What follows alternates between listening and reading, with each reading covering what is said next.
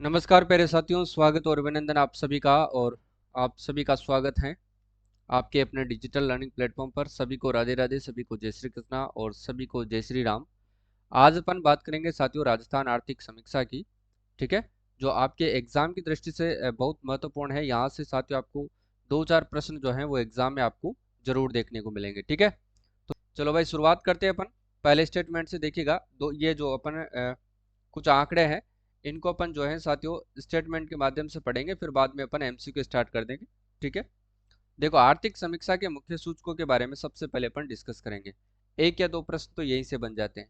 देखो सबसे पहले बात करेंगे कि सकल राज्य घरेलू उत्पाद 2022 और 23 के अग्रिम अनुमानों के आधार पर स्थिर मूल्यों पर बात करना है और प्रचलित मूल्यों पर बात करना है। ठीक है, सकल राज्य घरेलू उत्पाद यानी कि 2022 और 23 के अग्रिम अनुमानों के आधार पर आपको स्थिर मूल्य बताना है और प्रचलित मूल्य पर जो सकल घरेलू उत्पाद है वो कितना है। ठीक है, तो स्थिर मूल्यों पर कितना है सकल घरेलू उत्पाद, तो ध्यान रखना 7,99,449 करोड़ रुपए है। ठीक है, कितना है 7,99,449 करोड़ रुपए, ये ध्यान रखना है। प्रचलित मूल्य की बात करते हैं तो साथियों ध्यान रख लेना, प्रचलित मूल्यों पर जो सकल राज्य घरेलू उत्पाद है 14,13,420 करोड़ रुपए हैं। कितने हैं? 14 लाख साथियों 13,620 करोड़ रुपए हैं। ये आप लोगों को विशेष तौर से ध्यान में रखना है। ठीक है, इंपॉर्टेंट फैक्ट है, याद रखिएगा, एग्जाम में 100% पूछा जाता है। अगला है सकल राज्य घरेलू उत्पाद 2022-23 के अग्रिम अनुमानों के आधार पर वृद्धि दर। अब देखो सकल राज्य घरेलू उत्पाद में स्थिर मूल्य पर वृद्धि कितनी की हुई है, तो 8.19%। कितनी हुई है साथियों? 8.19% जो वृद्धि हुई है वो स्थिर मूल्यों पर हुई है, याद रख लेना। और जो 16.04% है वो ध्यान रख लेना प्रचलित मूल्य पर वृद्धि हुई है। ठीक है, अब इसमें एक बात याद रखना है आपको, क्या याद रखोगे? स्थिर मूल्य पर जो रकम होती है साथियों वो हमेशा कम होती है और प्रचलित मूल्य पर जो रकम होती है साथियों वो हमेशा के लिए ज्यादा होती है। ठीक है, तो स्थिर मूल्य की अपेक्षा प्रचलित मूल्य की जो दर होती है वो अधिक होती है, ये बात आपको अवश्य याद रखनी है। ठीक है ना, इसी प्रकार से आप देख लो, अब स्थिर मूल्य में जो वृद्धि दर्ज की गई है 8.19% की गई है, जबकि प्रचलित मूल्यों पर इनसे ज्यादा हुई है, लगभग दो गुनी, तो ध्यान रख लेना 16.04% है। ठीक है, याद रखना है। अब देखो आगे, शुद्ध राज्य घरेलू उत्पाद 2022-23 के अग्रिम अनुमानों के आधार की अगर अपन बात करते हैं तो शुद्ध राज्य घरेलू उत्पाद पर जो है स्थिर मूल्यों पर कितनी वृद्धि दर्ज की गई है, तो ध्यान रख लेना। सबसे पहले तो ये कितना है, 6,94,771 करोड़ रुपए जो है वो किस पर है, तो सकल सॉरी शुद्ध राज्य घरेलू उत्पाद पर जो स्थिर मूल्य है वो कितना है, 6,94,771 करोड़। ठीक है, प्रचलित मूल्यों पर ध्यान रख लेना, शुद्ध राज्य घरेलू उत्पाद कितना है, तो 12,59,527 करोड़। कितना है? 12,59,527 करोड़। ये आप लोगों को ध्यान रखना है। ठीक है, इंपॉर्टेंट है, याद रखिएगा। इसके बाद देखते हैं अपन प्रति व्यक्ति आय। यहाँ से तो 100% एग्जाम में प्रश्न पूछा जाता है साथियों, ध्यान रख लेना। यानी कि पर कैपिटा इनकम प्रति व्यक्ति आय 2022 और 23 के अग्रिम अनुमानों के आधार पर स्थिर मूल्य कितना है, प्रचलित मूल्य कितना है। ठीक है, देखो प्रति व्यक्ति आय स्थिर मूल्य पर कितना है, तो ध्यान रखना साथियों 86,134 रुपए है। ये पर कैपिटा इनकम के ऊपर है। प्रचलित मूल्य पर बात करते हैं तो 1,56,149 रुपए है। कितना है? 1,56,149 रुपए। ये देखना प्रचलित मूल्य हमेशा ज्यादा रहते हैं स्थिर मूल्य से। ठीक है, याद रखिएगा। आगे देखो, प्रति व्यक्ति आय के अग्रिम अनुमानों के आधार पर वृद्धि दर की मैं बात करता हूँ। ठीक है ना, ध्यान रखिएगा, पर कैपिटा इनकम 2022-23 के अग्रिम अनुमानों के आधार पर स्थिर मूल्यों पर जो है वृद्धि दर कितनी है, 6.94%। ठीक है, प्रचलित मूल्यों पर कितनी है, तो ध्यान रखना 14.85% है। ठीक है, याद रख लेना।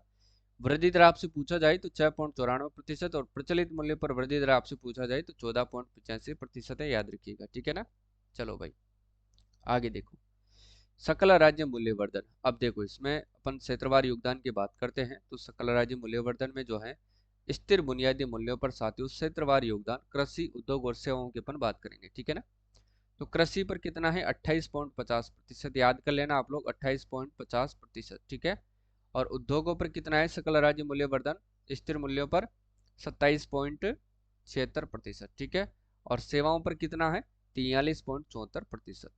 ठीक है ना, 43.74% है। ठीक है, याद रखना है। अब देखो प्रचलित बुनियादी मूल्यों पर क्षेत्रवार योगदान की अपन चर्चा करते हैं। देखिएगा, कृषि की बात करते हैं तो 28.95% है, 28.95% है। उद्योगों की बात करें तो 27.31% है। ठीक है, ये ध्यान रखना है। और सेवाओं की बात करें तो 43.74% है। कितना है? 43.74% है। ठीक है, ये सारी चीजें आपको याद रखना है। अब बात करते हैं निर्यात वस्तुओं के बारे में, निर्यात की। ठीक है, राजस्थान से निर्यात होने वाली शीर्ष 5 वस्तुओं में इंजीनियरिंग वस्तुएं, कपड़ा, धातुएं, हस्तशिल्प वस्तुएं और रासायनिक एवं संबंध है, जिनका राज्य से होने वाली निर्यात में 60% से अधिक योगदान है। वित्तीय वर्ष 2021 और 22 की मैं बात कर रहा हूँ। इसमें जो कुल निर्यातें साथियों 71,999.72 करोड़ है। ठीक है, किसके अनुसार है ये? 21-22 के अनुसार। ठीक है, ये ध्यान रख लेना है। अगला देखो, अब बात करते हैं प्रश्न उत्तरों से।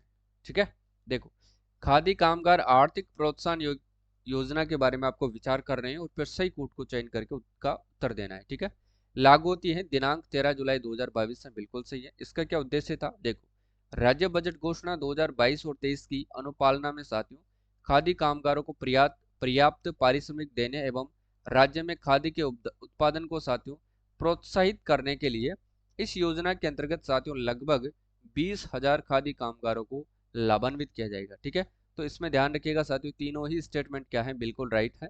तो इसका सही आंसर हो जाएगा सभी सही है। ठीक है, सभी सही है। ऑप्शन नंबर डी इसका करेक्ट आंसर होगा साथियों, याद रख लेना। नेक्स्ट देखो, नेक्स्ट क्या है? ई श्रम पोर्टल के बारे में विचार करके सत्य कथन की आपको पहचान करना है। देखो, ई श्रम पोर्टल की शुरुआत की गई थी 26 अगस्त 2021 को। उद्देश्य है इसका असंगठित श्रमिकों को एक राष्ट्रीय डेटाबेस बनाना। ठीक है, इसमें प्रवासी श्रमिक, निर्माण श्रमिक, गिग और प्लेटफॉर्म श्रमिक, स्ट्रीट वेंडर, घरेलू श्रमिक और कृषि श्रमिक आदि शामिल है। ठीक है, साथियों ये वो क्लास है जिसमें आरएस और असिस्टेंट प्रोफेसर जैसी परीक्षाओं में हूबहू प्रश्न छपे हैं। ठीक है, तो राजस्थान पुलिस में अगर आर्थिक समीक्षा पूछी जाएगी तो इनसे बाहर नहीं जाएगा। ठीक है, पूरी क्लास आपको धैर्य और ध्यान से देखना है। तो इसका सही आंसर होगा ऑप्शन नंबर डी, सभी सही है। ठीक है, याद रखिएगा। देखिए, राजस्थान को पसंदीदा फिल्म डेस्टिनेशन के रूप में प्रमोट करने तथा राजस्थानी फिल्मों के शूटिंग को प्रोत्साहन देने के उद्देश्य से राजस्थान फिल्म पर्यटन प्रोत्साहन नीति 2022 कब लागू किया गया? इंपॉर्टेंट क्वेश्चन है, याद रखिएगा। ठीक है, जिसका सही आंसर होगा 18 अप्रैल 2022। ठीक है, ऑप्शन नंबर सी सही आंसर होगा। नेक्स्ट देखो, अनुभवात्मक पर्यटन को बढ़ावा देने, निवेश लाने एवं ग्रामीण क्षेत्रों में रोजगार सृजन के लिए राजस्थान ग्रामीण पर्यटन योजना 2022 को राज्य में कब लागू किया गया है? 1 अगस्त 2021, 18 अप्रैल 2022, 20 अगस्त 2020, 30 नवंबर 2022। तो ध्यान रखना है 30 नवंबर 2022 को कब किया गया है? 30 नवंबर 2022, यानी कि option number D correct answer हो जाएगा। भारत सरकार के द्वारा साथियों राज्य के सभी 33 जिलों के शहरी एवं ग्रामीण क्षेत्रों में केंद्रीय प्रवर्तित योजना नव भारत साक्षरता कार्यक्रम कब लागू किया गया है? बताओ देखें, ये कब लागू किया गया? तो ध्यान रखना 1 अप्रैल 2022 को लागू किया गया है। ठीक है, ध्यान रखना है, ऑप्शन नंबर ए इसका करेक्ट आंसर होगा। नेक्स्ट देखो भाई, राज्य में ऊर्जा की उपलब्धता एवं उपभोग, राज्य में मार्च 2019 तक ऊर्जा की उपलब्धता कितनी थी? 8,116.73 करोड़ यूनिट थी, जो कि बढ़ा करके मार्च 2022 तक साथियों कितनी हो गई? 9,080.92 करोड़ यूनिट हो गई। जबकि वर्ष 2018 और 19 से वर्ष 2021-22 तक की जो कुल ऊर्जा है उपलब्धता में कितने प्रतिशत की वृद्धि दर्ज की गई है? वेरी वेरी इंपॉर्टेंट प्रश्न है, याद रख लेना आप लोग। तो ध्यान रखना साथियों 11.90% की वृद्धि इसमें दर्ज की गई है। ऑप्शन नंबर सी सही आंसर होगा। ठीक है, याद रखना है। अगला देखो, सौर पंपों और ग्रिड से जुड़े सौर ऊर्जा संयंत्रों की स्थापना के उद्देश्य से किसके द्वारा किसान ऊर्जा सुरक्षा एवं उत्थान महाअभियान यानी कि कुसुम योजना प्रारंभ की गई है? तो ये किसके सहयोग से की गई है? भारत सरकार के द्वारा। ठीक है, ऑप्शन नंबर ए सही आंसर। अगला है, राजस्थान में नवीन एवं नवीकरणीय ऊर्जा मंत्रालय भारत सरकार के आकलन के अनुसार कितने गीगावाट क्षमता सौर ऊर्जा से विस्थापित की जा सकती है? तो ध्यान रखिएगा 142 गीगावाट क्षमता। ठीक है, ऑप्शन नंबर बी सही आंसर होगा। एक क्लास साथियों में आपके लिए आरएएस और असिस्टेंट प्रोफेसर में जो भी प्रश्न पूछे गए थे आर्थिक समीक्षा से रिलेटेड, उनकी भी चर्चा करूंगा ताकि हो सकता है उनमें से भी जो है प्रश्न आपको एग्जाम में देखने को मिले। ठीक है, वैसे तो वो सारे प्रश्न इसमें समाहित हैं, लेकिन लैंग्वेज जो प्रश्नों की उनमें पूछी गई थी और इसमें जो मैं आपको बता रहा हूँ उनमें काफी फर्क है, तो उसी के अनुसार अपन चर्चा करेंगे। केंद्र सरकार की पीएम कुसुम योजना के कंपोनेंट ए का क्रियान्वयन किस कंपनी के द्वारा किया जा रहा है? तो ध्यान रखना, राजस्थान अक्षय ऊर्जा निगम के द्वारा। ठीक है, ऑप्शन नंबर ए सही आंसर होगा, राजस्थान अक्षय ऊर्जा निगम के द्वारा। ठीक है, चलो, ऊर्जा विभाग राजस्थान सरकार द्वारा राजस्थान पवन एवं हाइब्रिड ऊर्जा नीति 2019 कब जारी की गई है? हाइब्रिड, राजस्थान पवन एवं हाइब्रिड जो ऊर्जा नीति है साथियों, ये कब जारी की गई है? बताओ देखें, इसका सही आंसर क्या होगा? तो ध्यान रखिएगा, इसका सही आंसर होगा 18 दिसंबर 2019 को ये जारी की गई है।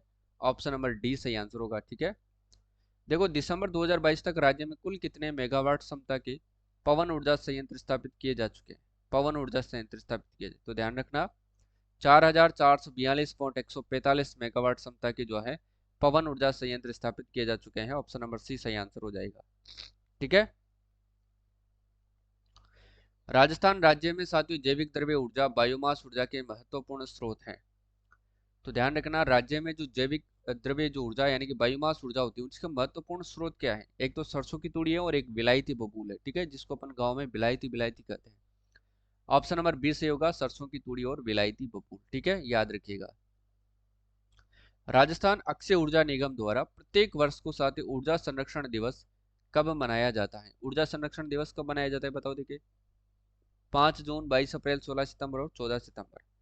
तो ध्यान रखना 14 सितंबर को मनाया जाता है। ठीक है, अब ये 5 जून को कौन सा दिवस मनाया जाता है, 22 अप्रैल को कौन सा मनाया जाता है और 16 सितंबर को कौन सा मनाया जाता है, ये आपको कमेंट करके बताना है।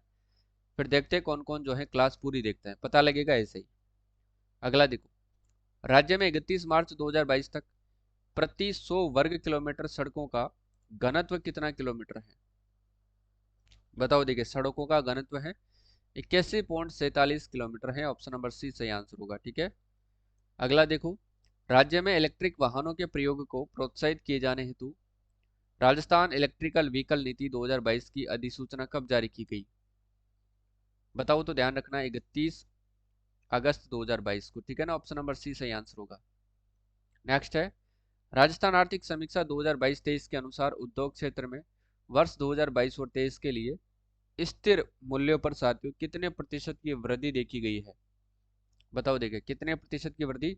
तो ध्यान रखना साथियों 6.32% की वृद्धि इसमें देखी गई है। ऑप्शन नंबर बी सही आंसर होगा। ठीक है, नेक्स्ट आता है, राजस्थान आर्थिक समीक्षा 2022 और 23 के अनुसार औद्योगिक क्षेत्र की साथियों उप क्षेत्रों का प्रचलित मूल्यों पर वर्ष 2022-23 के अग्रिम अनुमानों के आधार पर किस उप क्षेत्र का योगदान सर्वाधिक है? बताओ देखिए, किस उप क्षेत्र का जो योगदान है साथियों वो सर्वाधिक है। इंपॉर्टेंट क्वेश्चन है, याद रखिएगा।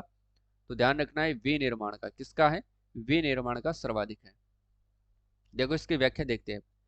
राजस्थान के सकल राज्य मूल्यवर्धन में उद्योग क्षेत्र की हिस्सेदारी एवं उद्योग क्षेत्र के उपक्षेत्रों की संरचना।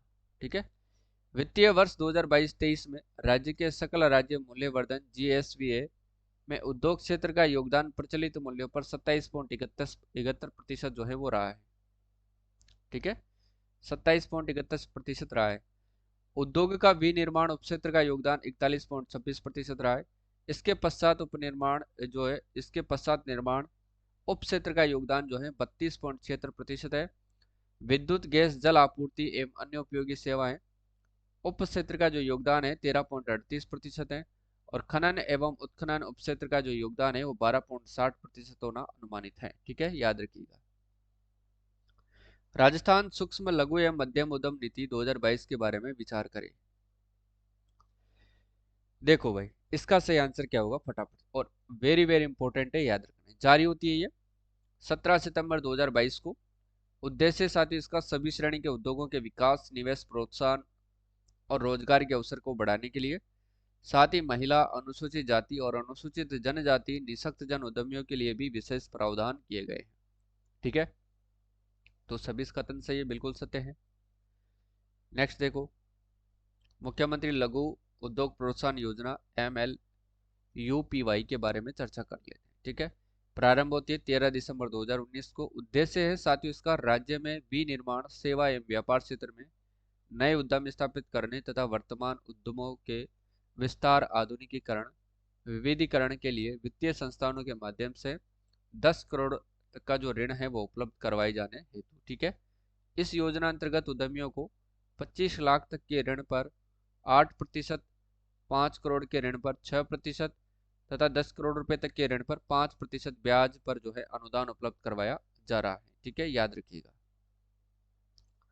मुख्यमंत्री लघु वाणिज्यिक वाहन स्वरोजगार योजना शुरुआत होती है दिनांक 11 अक्टूबर 2022 से।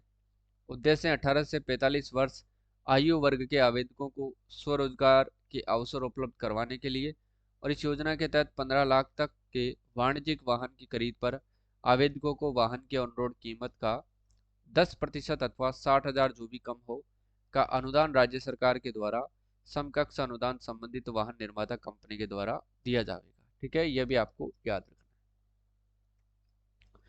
रिको द्वारा विकसित विशेष पार्क एवं जोन। देखो, रिको के द्वारा कौन कौन से पार्क और जोन विकसित किए गए हैं उनके बारे में चर्चा करते हैं। देखिएगा, एग्रो फूड पार्क जो है रिको द्वारा 4 एग्रो फूड पार्क, यानी कि पहला था बोरनाड़ा जोधपुर, दूसरा है रानपुर कोटा, तीसरा है अलवर है और चौथा है श्री गंगानगर में विकसित किए गए हैं। ठीक है, रिको द्वारा औद्योगिक क्षेत्र तिंवरी जोधपुर में लगभग 33 हेक्टेयर भूमि पर कृषि एवं खाद्य प्रसंस्करण क्षेत्र भी विकसित किया गया है। इसको भी ध्यान में रखना है। ठीक है, अगला देखो, कृषक कल्याण कोष का गठन कब किया गया। कृषक कल्याण कोष का गठन जो है कब किया गया था, 16 दिसंबर 2019 को। बी वाला सी होगा। अगला देखो, राजस्थान की किस एजेंसी को पीएम कुसुम योजना कंपोनेंट ए के क्रियान्वयन के लिए साथियों जिम्मेदारी दी गई है, जिसमें 0.5 मेगावाट से 2 मेगावाट क्षमता तक के सौर ऊर्जा संयंत्र स्थापित किए जाएंगे। तो ध्यान रखना, वो कौन सी कंपनी है, राजस्थान अक्षय ऊर्जा निगम लिमिटेड। कौन सी है, राजस्थान अक्षय ऊर्जा निगम लिमिटेड। ठीक है, राजस्थान राज्य राजमार्ग विकास कार्यक्रम सेकंड परियोजना के अंतर्गत 801 किलोमीटर लंबाई के 11 राजमार्गों का जो है उन्नयन किस एजेंसी द्वारा वित्त पोषित है। तो ये किस के द्वारा जो है, कंपनी के द्वारा वित्त पोषित है। तो ध्यान रखना साथियों, ये विश्व बैंक के द्वारा वित्त पोषित है। बी वाला इसमें सही होगा। ठीक है, अगला देखो फटाफट से। देखो भाई, गत वर्ष की तुलना में साथियों वर्ष 2022 और 23 में राजस्थान के सकल राज्य मूल्यवर्धन जीएसवी यानी कि स्थिर मूल्यों पर यानी कि किस क्षेत्र के योगदान में सर्वाधिक वृद्धि होने का अनुमान है। तो ये सेवा क्षेत्र में वृद्धि होने का अनुमान है। ठीक है, अगला है, देखो भाई, सेवा क्षेत्र का प्रचलित मूल्यों पर उपक्षेत्रवार वितरण की बात कर लेते हैं। देखो, अन्य सेवाओं की बात करते हैं तो अन्य सेवाओं में 19.57% का योगदान है। जबकि मैं बात करूं साथियों लोक प्रशासन में, तो ध्यान रखना 7.07% योगदान है। और मैं बात करता हूं स्थावर संपदा आवासीय ग्रहों का स्वामित्व तथा पेशेवर सेवाओं की बात करते हैं तो 24.62% है। ठीक है, और वित्तीय सेवाओं की मैं बात करता हूं तो वित्तीय सेवाओं की अगर मैं बात करूं साथियों तो 9.27% यानी कि वित्तीय सेवाएं। ठीक है, परिवहन भंडारण और संचार की मैं बात करूं तो 11.78% है, ध्यान रखना है आपको। ठीक है, और व्यापार होटल तथा जलपान गृह की मैं बात करूं तो ध्यान रखना है कितना है, 27.69% है। ठीक है, ये आप लोगों को ध्यान रखना है। अगला देखो, वर्ष 2022 और 23 में साथियों राजस्थान के सेवा क्षेत्र के प्रचलित मूल्यों पर सकल राज्य मूल्यवर्धन जीएसवी में किस उपक्षेत्र का योगदान सर्वाधिक रहा है। बताओ, देखिए किस उपक्षेत्र का सर्वाधिक रहा है योगदान, व्यापार होटल एवं जलपान गृह। ऑप्शन नंबर सी सही आंसर होगा। नेक्स्ट देखो, वर्ष 2022-23 में राजस्थान के कृषि एवं संबंध क्षेत्र के प्रचलित मूल्यों पर सकल राज्य मूल्यवर्धन जीएसवी में किस उपक्षेत्र का योगदान साथियों सर्वाधिक रहा है, मत्स्य, फसल, पशुधन, वानिकी या फिर लॉगिंग। तो ध्यान रखना ये रहा है पशुधन में। ठीक है, सी वाला सही होगा इसमें।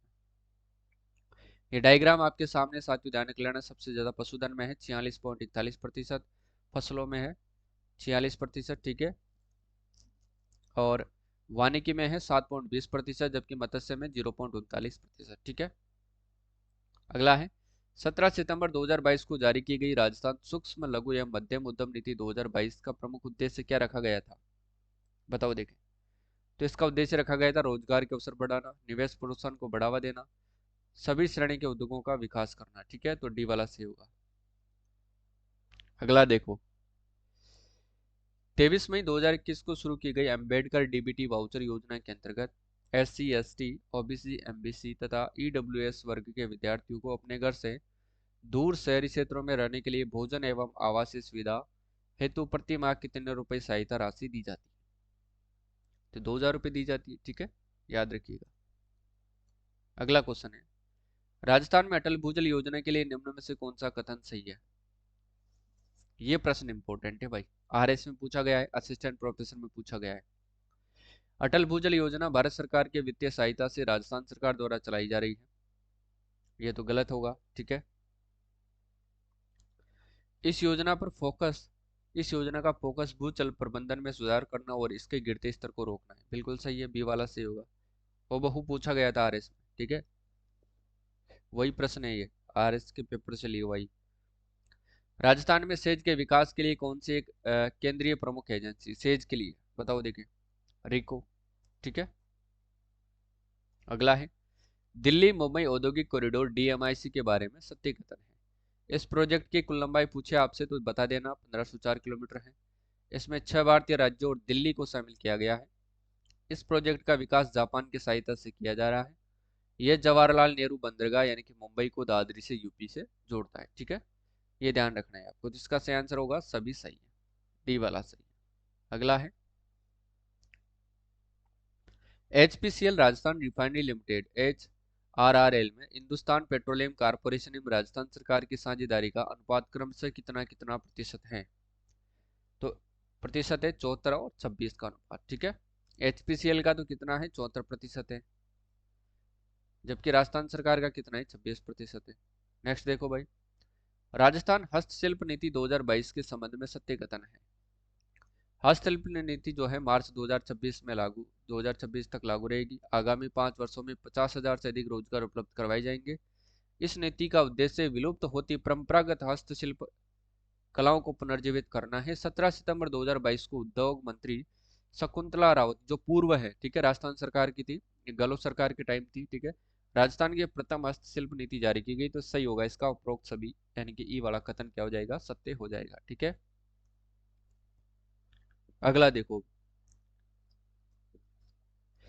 पालनहार योजना के बारे में आपको सत्य कथन बताना है। पालनहार योजना के बारे में आपको सत्य कथन बताना है। इसे 8 फरवरी 2005 को लागू किया गया। यह अनाथ बच्चों की शिक्षा और पालन पोषण से संबंधित है, बिल्कुल सही है। 0 से 6 वर्ष के आंगनबाड़ी में दाखिल बच्चों को 1500 रुपये प्रति माह एवं 6 से 18 वर्ष तक के विद्यालय जाने वाले अनाथ बच्चों को 2500 रुपये प्रति माह दिए जाएंगे, बिल्कुल सही है। और अन्य श्रेणी में 0 से 6 वर्ष तक के बच्चों को 750 रुपये प्रति माह, जबकि 6 से 18 वर्ष तक के बच्चों को 1500 रुपये प्रति माह दिए जाते हैं। ठीक है, तो इसका सही आंसर होगा ई वाला, यानी कि सभी सही है। ठीक है ना, याद रखिएगा। अगला क्वेश्चन है वो देखो, श्रम ब्यूरो शिमला के द्वारा जारी कृषि श्रमिकों के लिए उपभोक्ता मूल्य सूचकांक का आधार वर्ष है कितना है? 1986, 87 बराबर 100। क्लियर, याद रखो। राजस्थान में भूमि उपयोग 2020-21 के संदर्भ में कौन सा कथन जो है सत्य है? चालू पड़त भूमि क्षेत्र 4.89%, वानिकी क्षेत्र 8.08%, ऊसर या कृषि अयोग्य क्षेत्र 6.91%, शुद्ध बोया गया क्षेत्र 52.34%। ठीक है, ई वाला होगा सभी सत्य है। भू उपयोग सांख्यिकी 2020 और 21, उसके अनुसार ये पूरा ग्राफ आपको याद रखना है। ठीक है, स्क्रीनशॉट ले लेना, इसका 100% प्रश्न पूछा जाएगा, याद रख लेना। कृषि गणना 2015-16 के अनुसार राजस्थान में कुल प्रचलित भूमि जोतों की संख्या कितनी थी? बताओ भाई, 76.55 लाख। ठीक है, ए वाला सही होगा। राजस्थान में कृषि गणना के अनुसार कुल महिला प्रचलित भूमि जोतों की संख्या है 7.75 लाख। ठीक है, अगला है, राजस्थान आर्थिक समीक्षा 2022-23 के अनुसार वर्ष 2022-23 में राजस्थान में खाद्यान्नों के कुल उत्पादन का प्रारंभिक पूर्वानुमान है 253.99 लाख मीट्रिक टन। ठीक है, याद रखना है। मूंगफली उत्पादन में राजस्थान का कौन सा स्थान है साथियों, बताओ देखिए, मूंगफली उत्पादन में राजस्थान का कौन सा स्थान है? तो दूसरा स्थान है। ठीक है, याद रखिएगा।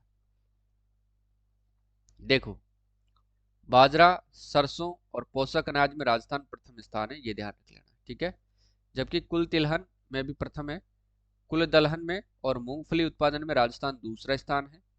और ध्यान रखना साथियों, चना उत्पादन, जवार उत्पादन और सोयाबीन के उत्पादन में राजस्थान तीसरा स्थान है। क्लियर है, याद रखिएगा। गंवार के उत्पादन में भी राजस्थान प्रथम स्थान है। ठीक है, ये डायग्राम आपको याद रखना है, 100% प्रश्न पूछा जाता है। ठीक है साथियों, वर्ष 2022-23 के अग्रिम अनुमानों के अनुसार सांकेतिक अथवा प्रचलित मूल्यों पर भारत के सकल घरेलू उत्पाद में कितना प्रतिशत भाग राजस्थान के सकल राज्य घरेलू उत्पाद होने का अनुमान है? तो ध्यान रखना कितना है, तो ध्यान रखिएगा साथियों, वो है 5.18% होने का अनुमान है। ऑप्शन नंबर है इसका बिल्कुल सही आंसर हो जाएगा। ठीक है, देखो इसके बाद देखो नेक्स्ट क्वेश्चन क्या होगा। शुद्ध के लिए युद्ध अभियान योजना के संबंध में सत्य कथन है। ठीक है, आर्थिक समीक्षा 2022 और 23 के अनुसार अपन चर्चा कर रहे हैं। इस योजना को 26 अक्टूबर 2020 को शुरू किया गया, बिल्कुल सही है। इस योजना का उद्देश्य क्या है कि प्रदेश के लोगों को साथियों शुद्ध एवं सुरक्षित खाद्य पदार्थ उपलब्ध करवाना है, ये भी सही है। और इस अभियान का संचालन चिकित्सा एवं स्वास्थ्य विभाग तथा उपभोक्ता मामले विभाग द्वारा संयुक्त रूप से है। ठीक है, तो ये भी सही है। और इस योजना के तहत जानकारी देने वाले मुखबिर को साथियों 51,000 रुपए की प्रोत्साहन राशि दी जाएगी, ये भी सही है।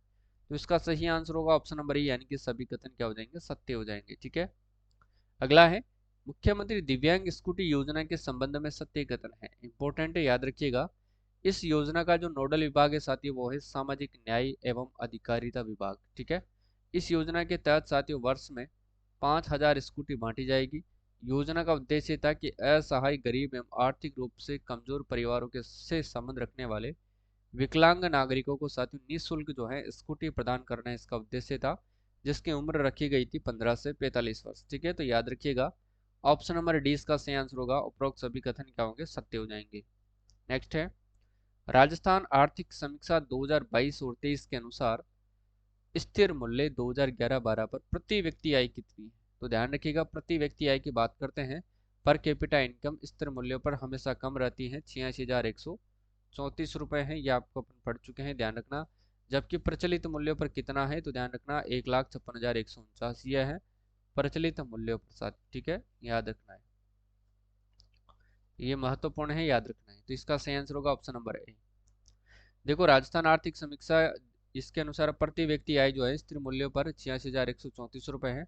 वृद्धि दर की बात करते हैं तो 6.94%। कल अपन ने इनकी चर्चा कर ली थी। ठीक है, प्रचलित मूल्यों पर ध्यान रखिएगा 1,56,149 है। वृद्धि दर की बात करते हैं 14.85% है। ठीक है, चलो आगे देखो।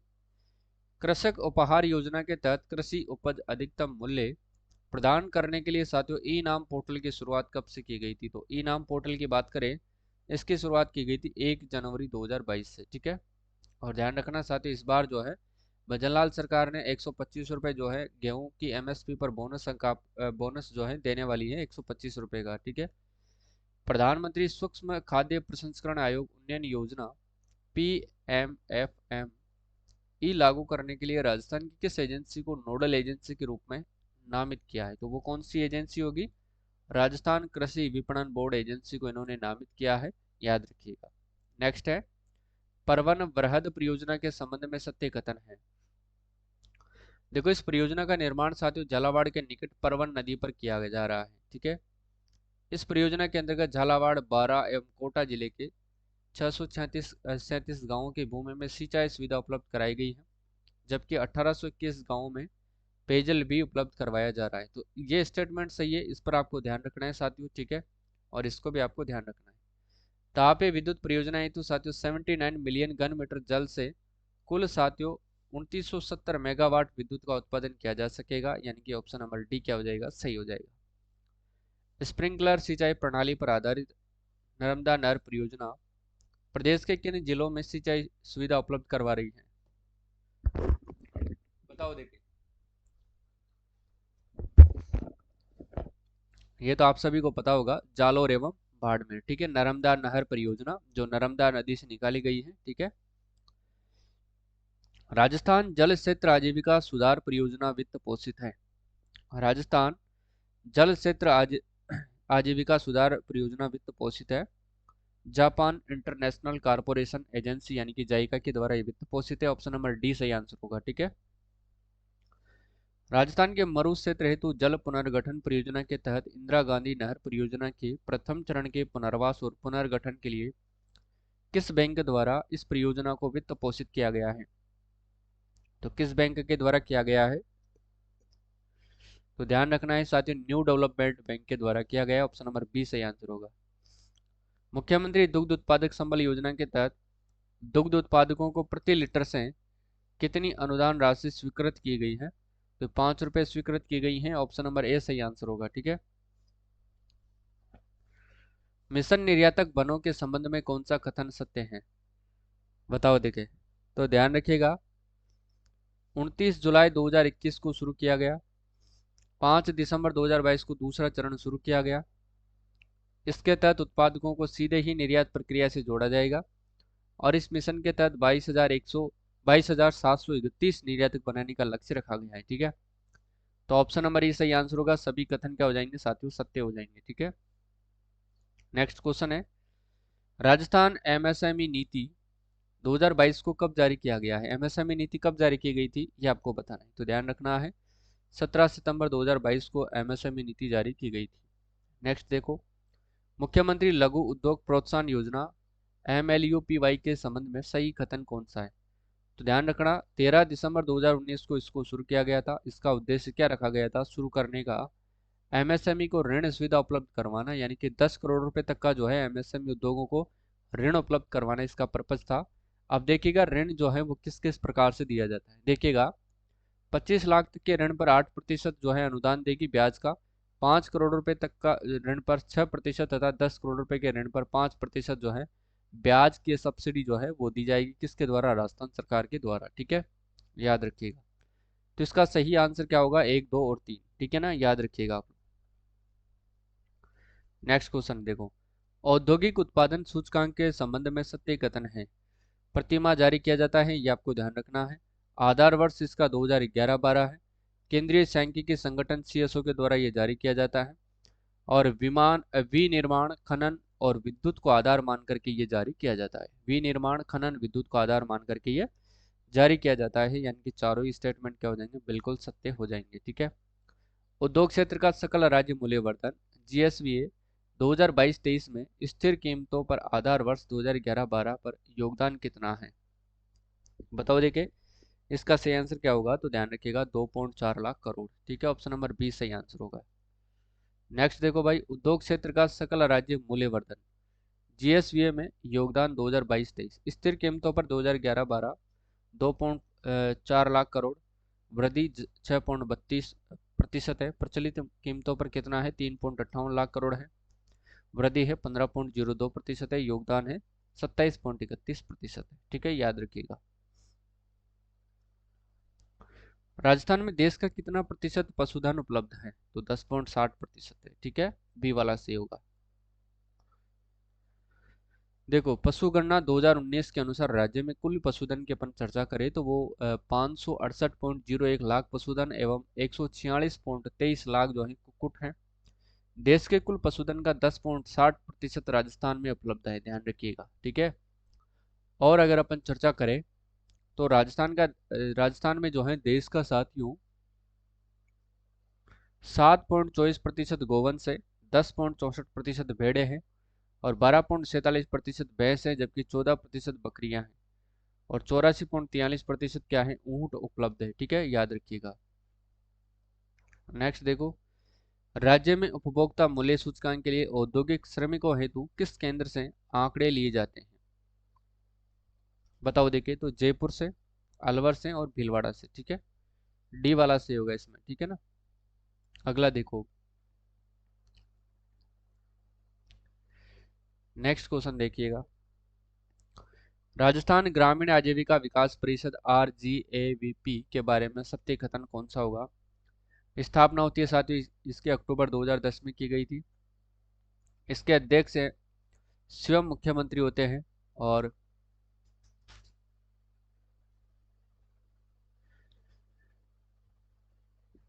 ठीक है, यह ग्रामीण क्षेत्र के विकास एवं रोजगार बढ़ाने हेतु कार्य करती है। राजस्थान के ग्रामीण विकास एवं पंचायत राज विभाग के अधीन यह संस्था कार्य करती है। ठीक है, तो इसका सही आंसर क्या होगा, फटाफट से बताओ। राजस्थान ग्रामीण आजीविका विकास परिषद की अपन बात कर रहे हैं, ठीक है। तो ध्यान रखना डी वाला सही होगा, इसमें सभी सही है। अगला देखो, डांग क्षेत्र कार्यक्रम के बारे में सत्य कथन क्या है। इंपॉर्टेंट क्वेश्चन है साथियों, आरएसएस में इस प्रश्न को बार बार पूछती है, याद रखना है। डांग क्षेत्र कार्यक्रम 2005 और 6 में शुरू किया गया था। पश्चिमी राजस्थान के जिलों में विकास को बढ़ावा देने के लिए इसको शुरू किया है। पूर्वी राजस्थान के 8 जिलों की 26 पंचायत समितियों में इसको लागू किया गया है, ठीक है। तो सभी सही हो जाएंगे, डी वाला सही होगा। देखो, मगरा क्षेत्र कार्यक्रम के बारे में सत्य कथन कौन सा होगा। यह मगरा क्षेत्र कार्यक्रम 2005 और 6 में शुरू किया गया है।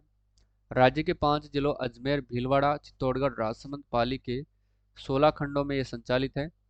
और दक्षिण मध्य अरावली के जिलों में विकास कार्य को बढ़ावा देना इसका उद्देश्य है, ठीक है। तो इसमें भी सभी सही हो जाएंगे।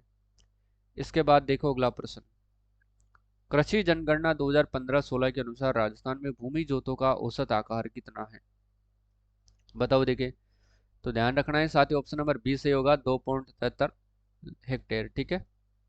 देखो, कुल जोतों का क्षेत्रफल तो हो जाएगा 208.73 लाख हेक्टेयर, जबकि कुल प्रचलित भूमि जोतों की संख्या है 76.55 लाख। भूमि जोतों का औसत आकार कितना है, 2.73 हेक्टेयर, जबकि महिला प्रचलित जोत धारकों की संख्या है 7.75 लाख, यानी कि 76.55 में से, ठीक है। नेक्स्ट देखो, कृषि जनगणना 2015 और 16 के अनुसार राजस्थान में भूमि जोतों का औसत आकार है। भूमि जोतों का औसत आकार कितना है, तो ध्यान रखना 2.73 हेक्टेयर। दोबारा आ गया। नेक्स्ट आता है कि दिल्ली मुंबई इंडस्ट्रियल कॉरिडोर में राजस्थान का हिस्सा है 38% है, ठीक है। सी वाला सी होगा। देखो, लंबाई 1504 किलोमीटर है, कल अपन पढ़ चुके हैं। दादरी यूपी से जवाहरलाल नेहरू बंदरगाह मुंबई के बीच इस डेडिकेटेड फ्रेट कॉरिडोर का निर्माण किया जा रहा है। प्रोजेक्ट का विकास जापान की सहायता से किया जा रहा है। लंबाई की लगभग जो है 38% राजस्थान में है। इसमें 6 राज्य उत्तर प्रदेश, दिल्ली, हरियाणा, राजस्थान, गुजरात, मध्य प्रदेश, महाराष्ट्र, एक केंद्र शासित प्रदेश दिल्ली भी शामिल है। फ्रेट कॉरिडोर के दोनों तरफ 150 किलोमीटर क्षेत्र में डीएमआईसी का प्रभाव रहेगा। डीएमआईसी प्रोजेक्ट राजस्थान के 22 जिलों तथा 60% क्षेत्र को क्या करता है, प्रभावित करता है, ठीक है। नेक्स्ट देखो भाई, राजस्थान ग्रीन हाइड्रोजन नीति 2023 के संबंध में सत्य कथन कौन सा होगा, बताओ। विभाग कौन सा है इसका, ऊर्जा विभाग है, बिल्कुल सही है। मंत्रिमंडल से मंजूरी कब दी गई थी, 20 सितंबर 2023 को। उद्देश्य है सौर ऊर्जा एवं पवन ऊर्जा से ग्रीन हाइड्रोजन बनाने की नीति। लाभान्वित इकाइयां हैं petroleum, steel plant, refinery, cement, परिवहन और विमानन क्षेत्र। ऑप्शन नंबर ई सही आंसर होगा, ठीक है। देखो, विश्व कामगार कल्याण योजना के संबंध में सत्य कथन है। नोडल विभाग है उद्योग एवं वाणिज्य विभाग। आयु सीमाएं 18 से 40 वर्ष के कामगार। उद्देश्य आधुनिक टूल किट व उपकरण खरीदे जा सके, इसके लिए 5,000 की सहायता राशि दी जाएगी, यानी कि सभी कथन क्या हो जाएंगे, सत्य हो जाएंगे, ठीक है। निम्नलिखित में से कौन से उपभोक्ता मूल्य सूचकांक श्रम ब्यूरो शिमला द्वारा तैयार नहीं किया जाता है, तो ध्यान रखना, एक तो औद्योगिक श्रमिक हो तो सीपीआई डब्ल्यू, ठीक है ना। कृषि के श्रमिक हो तो सीपीआई एल डब्ल्यू, ग्रामीण सीपीआई आर एल, ग्रामीण शहरी एवं संयुक्त है तो साथियों सीपीआई आर यू एंड सी। तो डी वाला इसमें से होगा, ठीक है। वर्तमान में उपभोक्ता मूल्य सूचकांक की नई श्रृंखला में श्रम ब्यूरो शिमला द्वारा माह सितंबर 2020 से नवीन आधार 2016 बराबर 100 के अनुसार जारी किया जा रहा है, जिसमें राज्य में साथियों अजमेर केंद्र के स्थान पर किस केंद्र को सम्मिलित किया गया था, तो ध्यान रखना है अलवर को किया गया है। ऑप्शन नंबर इस सही आंसर होगा, ठीक है। अब देखो, इसकी व्याख्या की अगर बात करते हैं,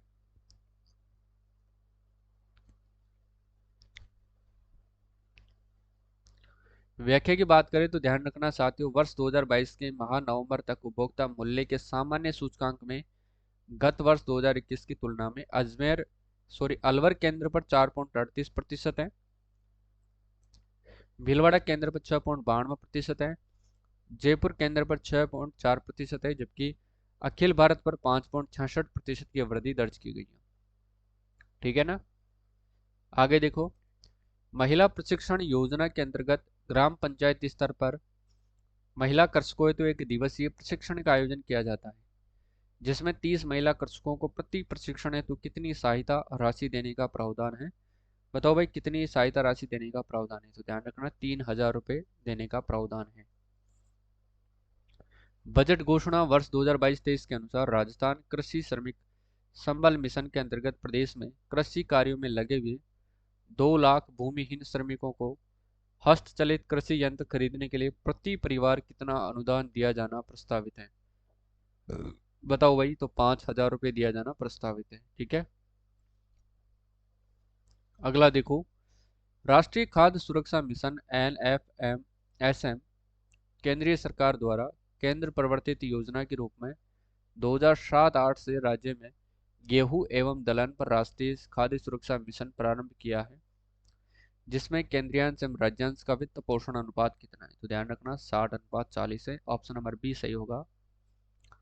राजस्थान लघु उद्योग निगम लिमिटेड राजसिको की स्थापना कब की गई थी। तो राजसिको की स्थापना बताओ देखिए कब की गई थी, जून 1961 में। ठीक है, बी वाला सही होगा। राजस्थान आर्थिक समीक्षा वर्ष 2022-23 में प्रचलित मूल्य पर पशुधन का क्षेत्र सकल मूल्यवर्धन 1.76 लाख करोड़ अनुमानित है। राजस्थान राज्य में पशुधन क्षेत्र से होने वाली आय में सर्वाधिक जो है योगदान किसका है। तो ध्यान रखना साथ ही इसमें जो सर्वाधिक योगदान है वो ओनली फॉर दूध का है, यानी कि केवल एक सही होगा इसमें। Option number B correct answer हो जाएगा। ठीक है, अगला देखो। राष्ट्रीय कृषि विस्तार एवं तकनीकी मिशन के अंतर्गत 4 उप मिशन सम्मिलित किए गए हैं। कृषि विस्तार पर उप मिशन SMAI और बीज एवं रोपण सामग्री पर उप मिशन SMSP और कृषि यंत्रीकरण पर उप मिशन यानी कि SMAM। ठीक है ना, कृषि में ई गवर्नेंस स्कीम है। तो बताओ देखिए इसमें सही आंसर क्या होगा। तो ध्यान रखिएगा 1 2 3 4। ठीक है, ऑप्शन नंबर डी सही होगा। राष्ट्रीय कृषि विस्तार एवं तकनीकी मिशन NMAET, इस मिशन का उद्देश्य कृषि विस्तार का पुनर्गठन एवं सशक्तिकरण करना है, जिसके द्वारा किसानों को उचित तकनीक एवं कृषि विज्ञान की अच्छी पद्धतियों का हस्तांतरण किया जा सके। केंद्रीयांश एवं राज्यांश का वित्त पोषण जो है पैटर्न का अनुपात कितना है। तो इसका जो पैटर्न का अनुपात है साथ ही वो भी कितना है, 60:40 है। ध्यान रखिएगा। प्रधानमंत्री फसल बीमा योजना PMFBY के बारे में सत्य कथन है। तो देखिएगा, प्रधानमंत्री फसल बीमा योजना खरीफ यानी कि 2016 से प्रारंभ की गई है। इस योजना में खाद्यान्न फसलों, अनाज, मोटा अनाज और दालें, तिलहन और वाणिज्यिक बागवानी फसलों को शामिल किया है। और कृषक से प्रीमियम राशि के अंतर्गत खरीफ फसल में 2%, रबी में 1.5% और वाणिज्यिक बागवानी फसलों के लिए 5% लेकर फसल का जो बीमा है वो किया जा रहा है। ठीक है, तो डी वाला सही होगा। उपरोक्त सभी सत्य हो जाएंगे। नवनेरा बैराज ERCB परियोजना निम्न में से किस परियोजना का एक अभिन्न हिस्सा होगी। बताओ देखिए इसका सही आंसर क्या होगा।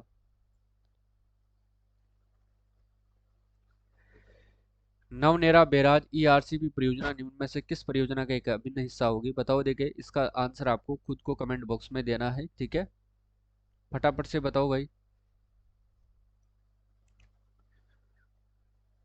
देखो इससे पहले अपन चर्चा कर लेते हैं। ठीक है,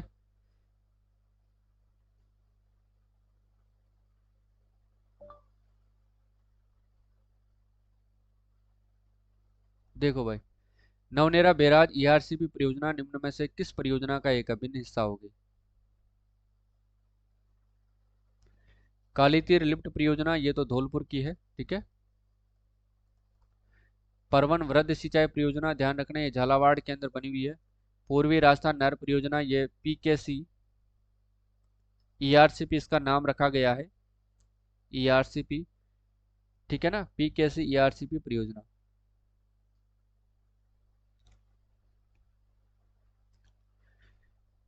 ठीक है, पीपलकोट हाई लेवल केनाल कहाँ की है, प्रतापगढ़ की है। तो इसका सही आंसर होगा ऑप्शन नंबर सी। ठीक है, ये आपको ध्यान रहना रखना है। अगला देखो, नेक्स्ट क्वेश्चन क्या होगा।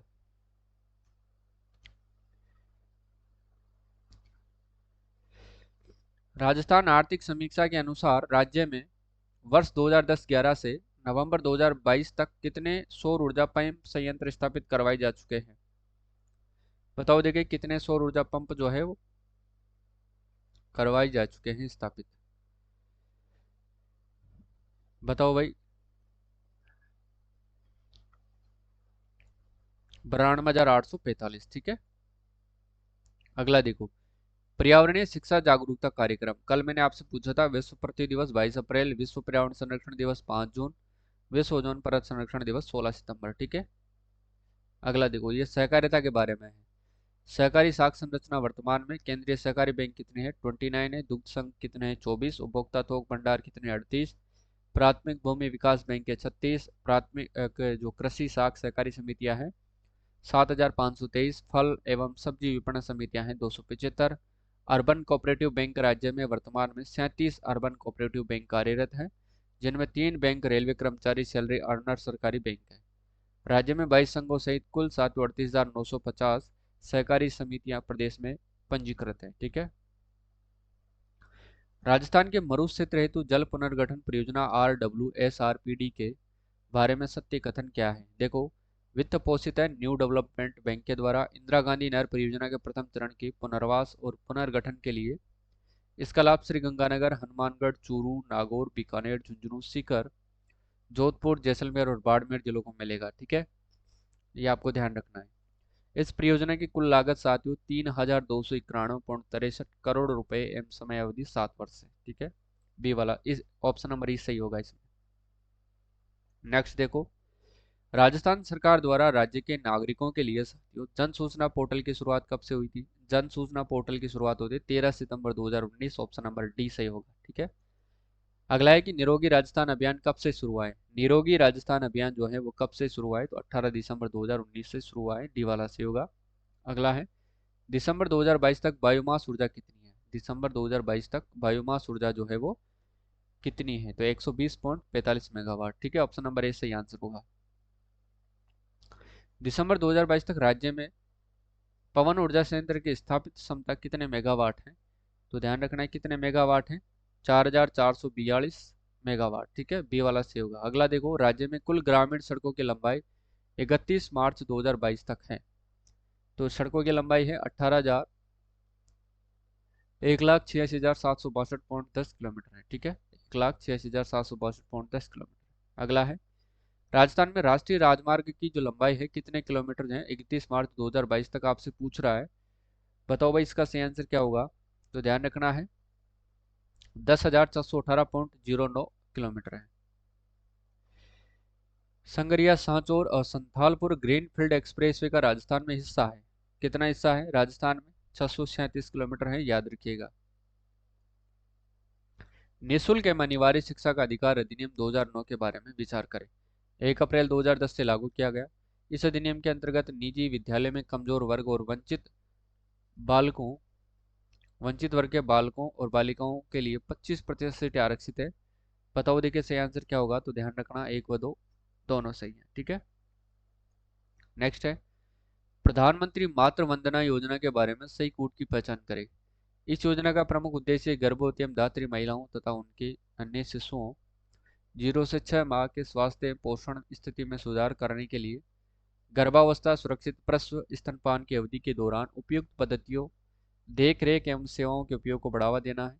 लाभार्थी की कुल 5,000 की राशि 3 किस्तों साथियों 1,000, 2,000 और 2,000 में दी जाती है। ठीक है ना। अब तो इसको बढ़ा करके 6,500 कर दिया गया है साथियों, ध्यान रखना है। प्लस 1,500 का इजाफा किया गया है। ठीक है।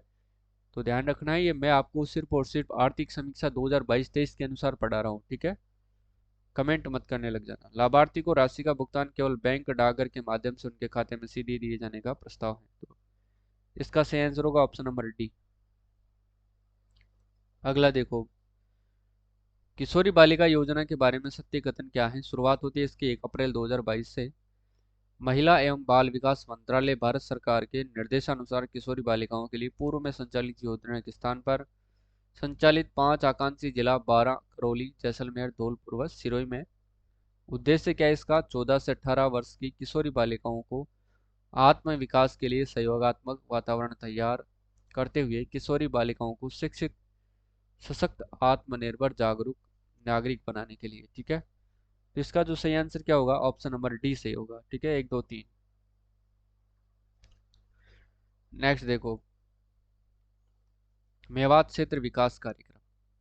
मेवात क्षेत्र अलवर व भरतपुर जिलों के 14 खंडों में संचालित है। इस क्षेत्र के संपूर्ण विकास के लिए राजस्थान सरकार द्वारा 1986 और 87 से मेवात क्षेत्र विकास कार्यक्रम क्रियान्वित किया जा रहा है। मुख्य उद्देश्य है मेवात क्षेत्र के लोगों के लिए आवश्यक आधारभूत सुविधाओं तथा अतिरिक्त रोजगार के अवसरों का सृजन कर क्षेत्र के आर्थिक विकास को प्रोत्साहित करना तथा मेवात क्षेत्र में रहने वाले लोगों के जीवन स्तर में गुणात्मक सुधार लाना है। ठीक है, तो इसका सही आंसर होगा ऑप्शन नंबर डी। क्लियर है? देखो भाई, सीमा क्षेत्र विकास कार्यक्रम BADP के बारे में सत्य कथन की पहचान करें।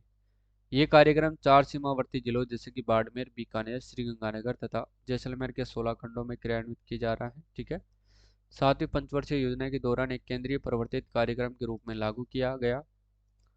आधारभूत ढांचे के विकास और सीमावर्ती आबादी के मध्य सुरक्षा की भावना को बढ़ावा देने के माध्यम से सीमावर्ती क्षेत्रों में संतुलित विकास को सुनिश्चित करने के लिए शुरू किया गया था।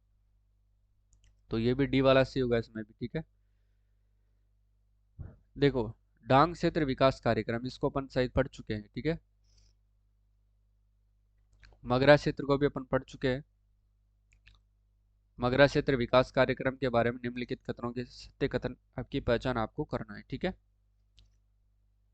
तो इसका सही आंसर होगा ऑप्शन नंबर डी। और 1 2 3 तीनों ही कथन सही हो जाएंगे।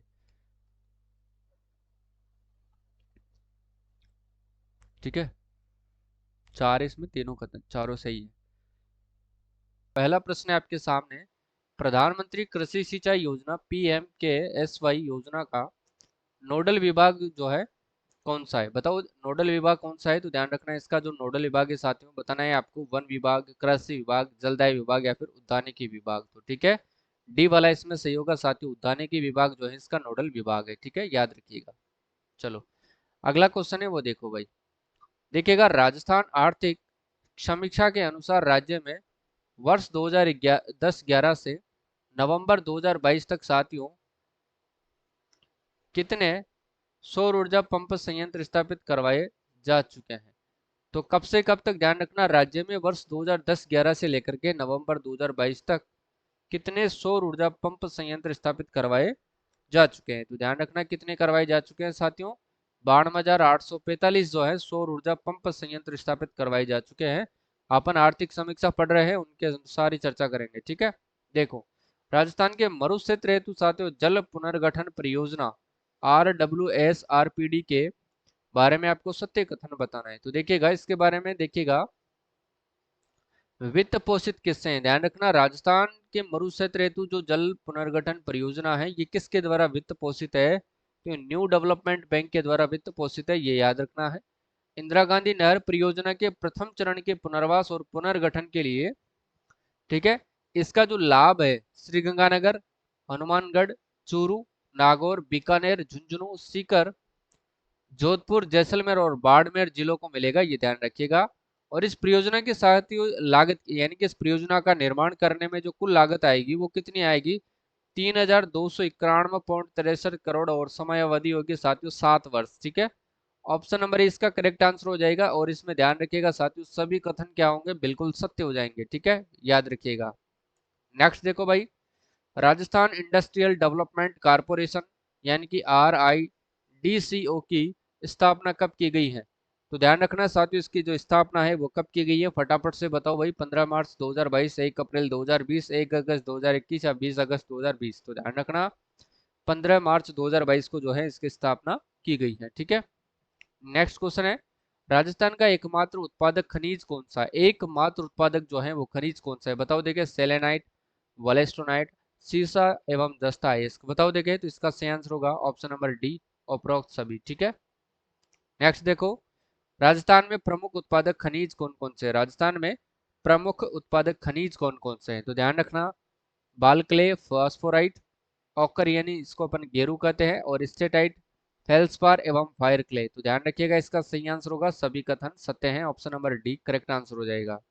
नेक्स्ट देखो, राजस्थान में वर्तमान में कितने खनिजों का खनन किया जा रहा है? तो ध्यान रखना, राजस्थान में जो वर्तमान में साथियों 58 प्रकार के खनिजों का खनन किया जा रहा है, ध्यान रखना है साथियों। और राजस्थान को ध्यान रखिएगा खनिजों का अजायब घर भी कहते हैं, ध्यान रखिएगा। ठीक है, निम्नलिखित कथनों में से सत्य कथन की पहचान करना है और सही कूट का आंसर आपको देना है। देखो, तेल एवं प्राकृतिक गैस। संयुक्त राज्य अमेरिका एवं चीन के बाद भारत जो है विश्व में कच्चे तेल का तीसरा सबसे बड़ा उपभोक्ता है, यानी कि सबसे बड़ा जो तेल मंगवाता है, यानी कि उपभोग करता है, तो वो अमेरिका और चाइना के बाद भारत तीसरे नंबर पर है, ध्यान रखिएगा। और देश में जो है विश्व का लगभग 5% कच्चा तेल भी कौन खपत करता है? इंडिया करता है। भारत कुल घरेलू उपभोग का लगभग, साथियों ध्यान रखना, 16% कच्चा तेल जो है उत्पादित करता है। और उत्पादन कितना करता है? तो ध्यान रखना ये 16% करता है उपभोग का, कुल घरेलू उपभोग का 16% जो कच्चा तेल है भारत उत्पादित करता है। जबकि जो शेष 84% खपत की आवश्यकता है किससे पूरी होती है? आयात से पूरी होती है, ठीक है। यानी कि 16% भारत में उत्पादन होता है, जबकि 84% की जो आवश्यकता है वो अपने आयात पर निर्भर है, साथियों याद रखिएगा, ठीक है। तो इसका भी सही आंसर होगा डी, यानी कि उपरोक्त सभी। निम्नलिखित कथनों में से सत्य कथन की पहचान करें। निम्नलिखित कथनों में से सत्य कथन की पहचान करना है और सही कूट का आंसर आपको फटाफट से देना है। बताओ भाई इसका सही आंसर क्या होगा, जल्दी बताओ। देखो, मंगला तेल क्षेत्र से खनिज तेल का जो है व्यावसायिक उत्पादन 29 अगस्त 2009 से प्रारंभ हुआ, बिल्कुल सही है। वर्तमान में 14 क्षेत्रों यथा मंगला, भाग्यम, ऐश्वर्या, सरस्वती, रागेश्वरी, कामेश्वरी एवं अन्य सैटेलाइट क्षेत्र से लगभग साथियों 98,000 से लेकर के 1,02,000 बैरल्स खनिज जो है तेल का प्रतिदिन उत्पादन किया जा रहा है। तो ये भी आपको ध्यान रखना है, बिल्कुल करेक्ट कथन है। बाड़मेर, सांचौर और बेसौन से कुल साथियों ध्यान रखना 34.93 लाख मीट्रिक टन खनिज तेल का जो है उत्पादन केयर्न इंडिया लिमिटेड के द्वारा किया गया है। तो ये भी कथन सत्य है, तो सही आंसर होगा ऑप्शन नंबर डी, उपयुक्त सभी। अब देखो नेक्स्ट क्वेश्चन क्या है। देखिए, निम्नलिखित में से राज्य में पेट्रोलियम उत्पादक बेसिन क्षेत्र है। निम्नलिखित में से राज्य में पेट्रोलियम उत्पादक बेसिन क्षेत्र कौन सा है? देखो, बाड़मेर सांचौर बेसिन जिसमें दो जिले आते हैं, बाड़मेर और जालोर जिले। जैसलमेर बेसिन क्षेत्र जिसके अंदर ओनली फोर्ट जैसलमेर जिला आता है। बीकानेर नागौर बेसिन की बात करें साथियों ध्यान रखना, बीकानेर, नागौर, श्री गंगानगर, हनुमानगढ़ और चूरू जिला इसके अंतर्गत आता है, ठीक है, याद रखिएगा। देखो भाई, विंध्यन बेसिन की बात करते हैं, इसके अंदर कोटा, बारां, बूंदी, झालावाड़ जिले तथा भीलवाड़ा और चित्तौड़गढ़ जिलों का कुछ हिस्सा आता है। चारों जिले याद रखना है, विंध्यन के अंतर्गत हाड़ौती पठार के कोटा, बारां, बूंदी और झालावाड़। इनके अलावा में भीलवाड़ा और चित्तौड़गढ़ जिलों का कुछ हिस्सा आता है, ठीक है। तो ई वाला सही होगा, उपरोक्त सभी कथन क्या हो जाएंगे? सत्य हो जाएंगे, ठीक है। नेक्स्ट है, राज्य में पेट्रोलियम उत्पादक क्षेत्र जो है कितने जिलों में विस्तृत है? देखो, ये साथियों असिस्टेंट प्रोफेसर के अंतर्गत हूबहू प्रश्न पूछा गया था। इसका सही आंसर होगा ऑप्शन नंबर बी, यानी कि 14 क्षेत्रों के अंदर, ठीक है। इसके बाद देखो नेक्स्ट क्वेश्चन क्या है। राजस्थान रिफाइनरी परियोजना के बारे में आपको सत्य कथन बताना है। देखो, हिंदुस्तान पेट्रोलियम कारपोरेशन जिसको अपन एचपीसीएल तथा राजस्थान सरकार का क्रमशः 74% तो किसका हिस्सा है? ध्यान रखना एचपीसीएल का है, ठीक है ना, किसका है? एचपीसीएल का। जबकि 26% की साझेदारी जो है किसकी है? ये अपने राजस्थान गवर्नमेंट के साथ हो, ठीक है ना, ये ध्यान रखना है। जबकि वार्षिक क्षमता कितनी है इसकी साथियों? 10 मिलियन टन उत्पादन की क्षमता है, ठीक है। ये अनुपात भी आपसे पूछा जाता है कभी कभी कि 74:26 जो है एचपीसीएल का कितना है? हिंदुस्तान पेट्रोलियम कॉर्पोरेशन का 74%, जबकि राजस्थान का 26% है, ठीक है। उत्पादन क्षमता कितनी है? तो 9 मिलियन टन है साथियों, याद रखिएगा। देखो, कार्य का शुभारंभ हुआ था 16 जनवरी 2018 को, कहां से किया गया था? पचपदरा बाड़मेर से, ठीक है। और लागत है इसकी 43,139 करोड़ रुपए इसमें लगाए जाएंगे। और यह ध्यान रखना साथियों, ये जो रिफाइनरी है 2:1 के ऋण इक्विटी अनुपात पर वित्त पोषित है, यानी कि 2:1 का जो ऋण है उस इक्विटी के अनुपात पर ये वित्त पोषित है। और ये देश की प्रथम ऐसी परियोजना है जिसमें साथियों रिफाइनरी पेट्रोकेमिकल कॉम्प्लेक्स का सम्मिश्रण है और BS6 मानक के उत्पादों का क्या होता है? यहाँ पर उत्पादन होता है, ठीक है। तो ई वाला इसमें सही होगा साथियों, उपरोक्त सभी। नेक्स्ट देखो, आजीविका पर मिशन शुरू करने वाला राजस्थान जो है भारत का कौन सा राज्य है? आजीविका पर मिशन शुरू करने वाला राजस्थान जो है भारत का कौन सा राज्य है? तो ध्यान रखना पहला राज्य है, याद रखिएगा, ऑप्शन नंबर डी सही आंसर होगा, ठीक है। अगला क्वेश्चन है, राजस्थान निवेश प्रोत्साहन योजना 2022 को कब लागू किया गया है? बताओ भाई फटाफट से, राजस्थान निवेश प्रोत्साहन योजना 2022 को कब लागू किया गया है? जल्दी बताओ। तो ध्यान रखना 7 अक्टूबर 2022 को लागू किया गया है, ऑप्शन नंबर बी सही आंसर होगा, ठीक है। आज मैं आपको समय दे रहा हूं क्योंकि फिर आप कमेंट करते हो साथियों कि समय नहीं देते हो प्रश्न हल करने का, ठीक है। दीनदयाल उपाध्याय ग्रामीण कौशल योजना, DDU GKY के संबंध में साथियों सत्य कथन है, इसकी पहचान आपको करनी है। देखो शुभारंभ होता है इसका भारत के प्रथम कौशल विकास केंद्र के रूप में 16 अगस्त 2014 को उदयपुर में किया गया, बिल्कुल सही है।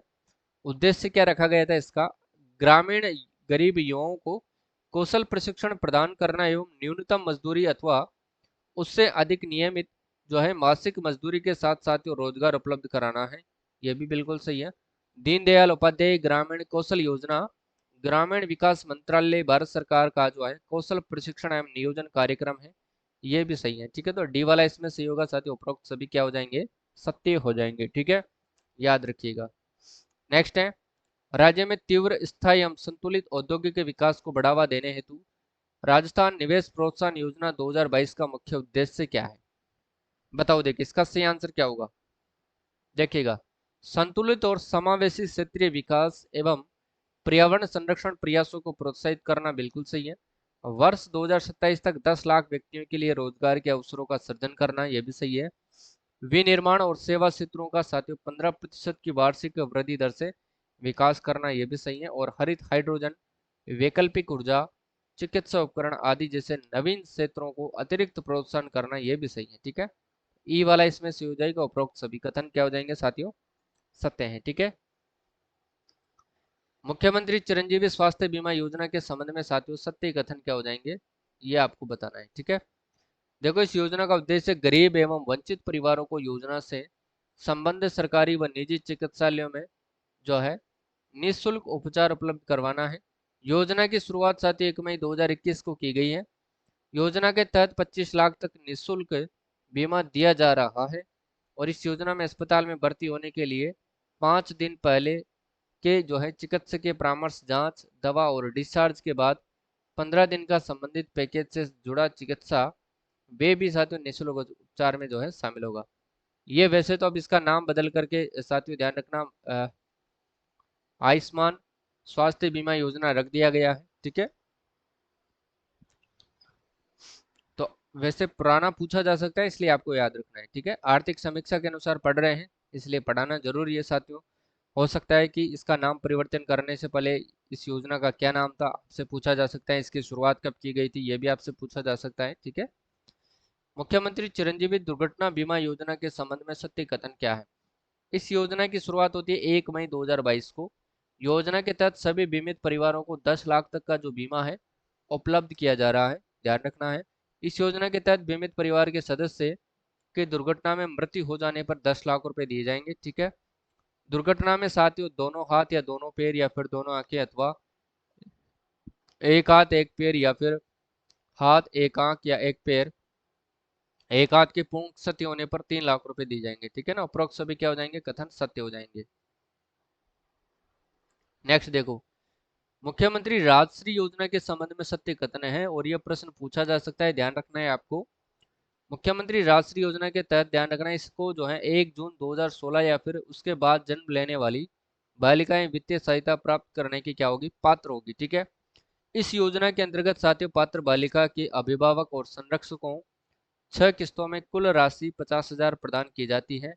और इस योजना का उद्देश्य ध्यान रखना है राज्य में बालिकाओं के प्रति सकारात्मक दृष्टिकोण विकसित करने और राज्य में बालिकाओं के स्वास्थ्य और शिक्षा की स्थिति में सुधार करना है। ठीक है, तो डी वाला इसमें से हो जाएगा, उपरोक्त सभी कथन क्या होंगे साथियों, सत्य हो जाएंगे। ठीक है, याद रखिएगा। देखो अटल नवीनीकरण एवं शहरी परिवर्तन मिशन अमृत में मुख्य रूप से साथियों जोर दिया गया है, किस किस पर दिया गया है, जलापूर्ति, सीवरेज सुविधाएं, सार्वजनिक यातायात सुविधाएं, पार्क एवं मनोरंजन केंद्रों का निर्माण मुख्यतः बच्चों के लिए, और जल प्लावन को रोकने हेतु बाढ़ के पानी का निगम। ठीक है, तो इसका सही आंसर क्या होगा बताओ। देखिए पांचों ही कथन साथ इसमें सत्य हो जाएंगे, 1 2 3 और 4 5। ठीक है, नेक्स्ट देखो भाई, राजस्थान में मुख्यमंत्री युवा संबल योजना 2019 के अंतर्गत बेरोजगारी भत्ता पाने की अधिकतम अवधि, इंपोर्टेंट योजना है साथियों, आपसे पूछा जा सकता है युवा संबल योजना कब प्रारंभ की गई थी, 2019 में। ठीक है, याद रखिएगा। तो इसका सही आंसर होगा 2 वर्ष या फिर रोजगार मिलने तक। ठीक है, ये याद रखना है, तब तक आप भत्ता पा सकते हैं, याद रखिएगा। नेक्स्ट है, राजस्थान में मुख्यमंत्री युवा संबल योजना के तहत पुरुषों को और महिलाओं को, विपरीत लिंगियों और दिव्यांग बेरोजगार पात्र युवाओं को अधिकतम 2 वर्ष या उनके रोजगार शुदा हो जाने तक की अवधि में जो भी पहले हो बेरोजगारी भत्ता वितरित किया जा रहा है। तो ध्यान रखना, 4,000 रुपये पुरुषों को, जबकि महिलाओं, ट्रांसजेंडर और दिव्यांगों को 4,500 रुपये दिया जाता है। ठीक है, तो ऑप्शन नंबर डी इसका सही आंसर होगा। ठीक है ना। नेक्स्ट क्वेश्चन है, प्रदेश की किस योजना के तहत कक्षा 1 से 5 तक के विद्यार्थियों को 150 ml एवं कक्षा 6 से 8 तक के विद्यार्थियों को 200 ml दूध प्रतिदिन उपलब्ध किया जा रहा है? तो ये मुख्यमंत्री बाल गोपाल योजना है साथियों। कौन सी है? मुख्यमंत्री बाल गोपाल योजना। ठीक है, अब इसको बदल करके साथियों इसके अंदर पाउडर का दूध नहीं साथियों, जो है गाय का दूध आपको उपलब्ध करवाया जाएगा बच्चों को। ठीक है ना। कौन सा दूध पिलाया जाएगा इनको? गाय का दूध पिलाया जाएगा, गाय का दूध। ठीक है, वरना ये पूछ सकता है, इसलिए मैं आपको इस योजना को लेकर के आया हूँ। ठीक है ना। चलो याद रखो। अगला है कि निम्न में से किस योजना का उद्देश्य आर्थिक, सामाजिक और बुनियादी सुविधाएं उपलब्ध कराकर ग्रामीण क्षेत्रों में सुधार करते हुए देश का स्थायी एवं साथियों संतुलित क्षेत्रीय विकास करना है? तो ध्यान रखना है, इसका सही आंसर क्या होगा? श्यामा प्रसाद मुखर्जी और रुर्बन मिशन के तहत। ठीक है, ऑप्शन नंबर डी सही आंसर होगा। देखो, इसमें सिर्फ स्वामित्व योजना का शुभारंभ कब होता है? 24 अप्रैल 2020 को पंचायत दिवस पर किया गया था। ये आपको ध्यान रखना है, बस इतना ही याद कर लेना साथियों। ठीक है, अगला है, प्रधानमंत्री कृषि सिंचाई योजना PMKSY योजना पूरी हो चुकी है। तो ये कब पूरी हो चुकी है? तो ध्यान रखना साथियों, इसको पूरी किया गया है 31 मार्च 2022 को ये योजना पूरी हो चुकी है। ऑप्शन नंबर सी सही आंसर होगा। ठीक है, प्रधानमंत्री कृषि सिंचाई योजना वाटरशेड कंपोनेंट 2.0 भारत सरकार द्वारा कब प्रारंभ की गई है? तो बताओ, देखिए भारत सरकार के द्वारा ये 1 अप्रैल 2022 को प्रारंभ की गई है। ऑप्शन नंबर ए सही आंसर होगा। ठीक है, नेक्स्ट क्वेश्चन देखो भाई। अब कच्चे तेल एवं प्राकृतिक गैस का जो है दोहन, उत्पादन एवं विकास की गतिविधियां। देखो भाई, मंगला तेल क्षेत्र से खनिज तेल का व्यवसायिक जो उत्पादन है 29 अगस्त 2009 से प्रारंभ हुआ और वर्तमान में 14 क्षेत्रों यथा मंगला, भाग्यम, ऐश्वर्या, सरस्वती, रागेश्वरी, कामेश्वरी एवं अन्य सैटेलाइट क्षेत्रों से लगभग 98,000 से 1,02,000 बैरल्स खनिज तेल का जो है उत्पादन प्रतिदिन किया जा रहा है। ठीक है, इसको तो अपन वैसे पढ़ चुके हैं। ठीक है, चलो अगला देखो, भिक्षुक अभिविन्यास एवं पुनर्वास भोर कार्यक्रम भिक्षुक सर, ठीक है, यानी कि RSLDC द्वारा पुलिस आयुक्तालय जयपुर के समन्वय से रोजगार और स्वरोजगार के अवसरों के माध्यम से भिक्षुकों के पुनर्वास हेतु प्रशिक्षण कार्यक्रम प्रारंभ किए गए हैं। तो ये आपको ध्यान रखना है, इंपॉर्टेंट है। अटल भूजल योजना वैसे अपन पढ़ चुके हैं। अटल भूजल योजना भारत सरकार और विश्व बैंक के सहयोग से 50/50% जो है 1 अप्रैल 2020 को ये लागू की गई थी। और इस योजना में साथियों भूजल विभाग, नोडल विभाग एवं कृषि, उद्यानिकी, जल ग्रहण एवं भू संरक्षण, जल संसाधन, पंचायत राज एवं ग्रामीण विकास, जन स्वास्थ्य अभियांत्रिकी, ऊर्जा एवं वन विभाग मुख्य सहभागी विभाग है।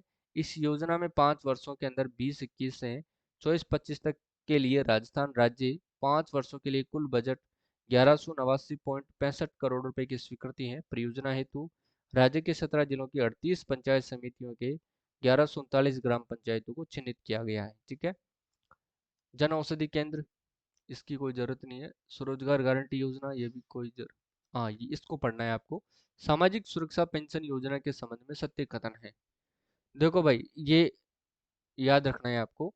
इस योजना के तहत मुख्यमंत्री वृद्धजन सम्मान पेंशन योजना, मुख्यमंत्री एकल नारी सम्मान पेंशन योजना, मुख्यमंत्री विशेष योग्यजन सम्मान पेंशन योजना और मुख्यमंत्री लघु सीमांत किसान कृषक सम्मान पेंशन योजना संचालित की जा रही है। ठीक है, और इस योजना के अंतर्गत कुल लाभार्थियों की संख्या कितनी है? 93.40 लाख है।